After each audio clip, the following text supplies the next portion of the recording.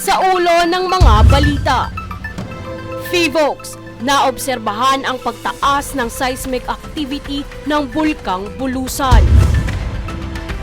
DOH, nilinaw na walang dapat ikabahala ang publiko sa influenza-like illness.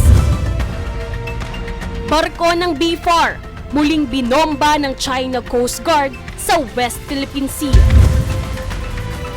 BOC NAIA, nasabat ang mahigit 109.8 milyon na shabu mula Vietnam. Prosesyon ng La Naval de Manila, dinaluhan ng libo-libong deboto. Puwersa ng kapulisan, umantabay. NDRRMC, mas palalakasin ng Information, Education, Communication Campaign upang sulong ang kahandaan sa lindol. Patas at pantay na balita, komprehensibong ulat para sa pulso ng masa. Ito ang News Force.